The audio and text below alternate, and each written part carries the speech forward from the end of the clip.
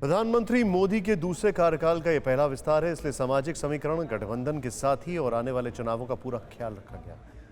इसके साथ ही देश के हर हिस्से को सरकार में जगह देने की कोशिश की गई। यूपी में सबसे ज्यादा 7 मंत्री बनाए गए, गुजरात से 3, बिहार से 2 और उड़ीसा से 2 मंत्री बने हैं। बंगाल से 4 सांसदों को केंद्र सरकार में जगह मिली है। महाराष्ट्र से भी 4, मध्य प्रदेश से 2 और कर्नाटक से 4 मंत्री बनाए गए हैं। दिल्ली, राजस्थान, झारखंड, उत्तराखंड, हिमाचल, असम, मणिपुर, त्रिपुरा, तमिलनाडु, आंध्र प्रदेश से 1-1 मंत्री बनाए गए हैं।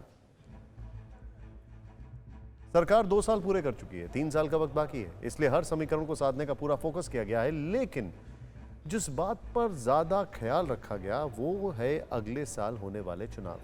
फरवरी-मार्च 2022 में 5 राज्यों में चुनाव होने वाले हैं। इनमें देश का सबसे बड़ा राज्य उत्तर प्रदेश है। उत्तर प्रदेश के साथ ही उत्तराखंड, पंजाब, गोवा और मणिपुर में विधानसभा चुनाव होंगे।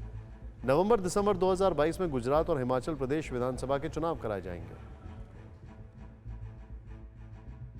आखिर कैबिनेट का विस्तार इतने बड़े पैमाने पर क्यों हुआ और इतना भारी फेरबदल क्यों करना पड़ा, इसे भी आज समझने की जरूरत है। दरअसल इस विस्तार की सबसे पहली बड़ी वजह है गवर्नेंस की क्वालिटी को सुधारना।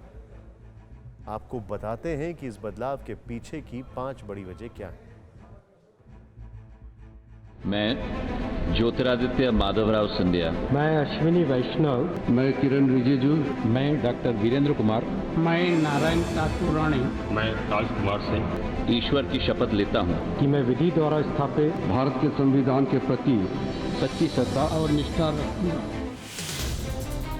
आखिरकार मोदी मंत्रिमंडल का विस्तार और बदलाव हो गया।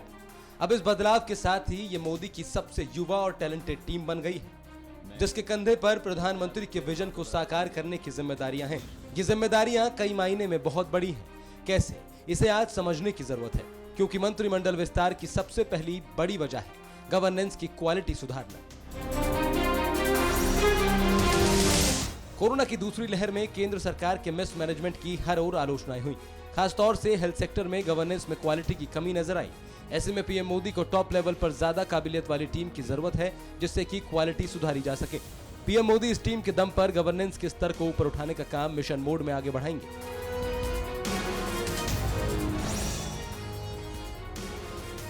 पिछले 16 महीने में कोरोना संकट काल की वजह से इकॉनमी सबसे ज्यादा प्रभावित हुई है।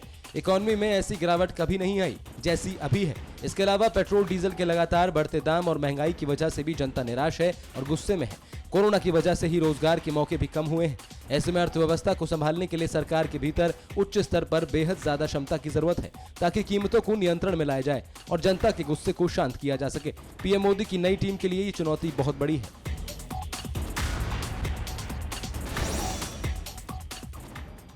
पीएम मोदी के इस कैबिनेट विस्तार से 2022 में कई राज्यों में होने वाले विधानसभा चुनाव पर भी फोकस है। कहने का मतलब कि कैबिनेट विस्तार के जरिए राज्यों के चुनावी समीकरण को साधने का भी प्रयास किया गया है। कैबिनेट विस्तार में भी साफ है कि उत्तर प्रदेश जैसे चुनावी राज्यों पर खास फोकस है।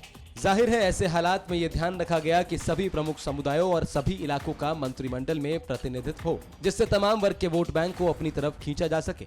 हालांकि कैबिनेट में जातीय और क्षेत्रीय प्रतिनिधित्व के साथ काबिल मंत्रियों का भी संतुलन बिठाया गया है। कैबिनेट में फील गुड फैक्टर को बढ़ाने के लिए भी नए चेहरों को शामिल किया गया।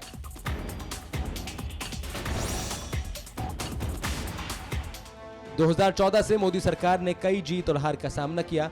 ज्यादातर राज्यों में जीत का ही पताका लहराया, लेकिन बंगाल में हुए विधानसभा चुनाव में मिली हार के बाद बीजेपी और समर्थकों के उत्साह पर असर पड़ा है। ऐसे में मंत्रिमंडल में कई ऐसे क्षेत्रीय नेताओं को कैबिनेट में शामिल किया गया है, जिससे वहां पार्टी और उसके नेताओं का मनोबल बढ़ेगा। इसमें पश्चिम बंगाल जैसे राज्य टॉप पर हैं।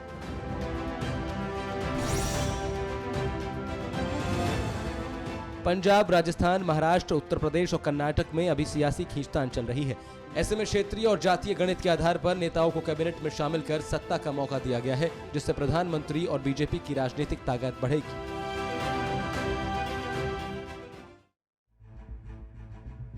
अड़ी सोमवार से शुक्रवार शाम 6 बजे सिर्फ TV9 भारतवर्ष पर।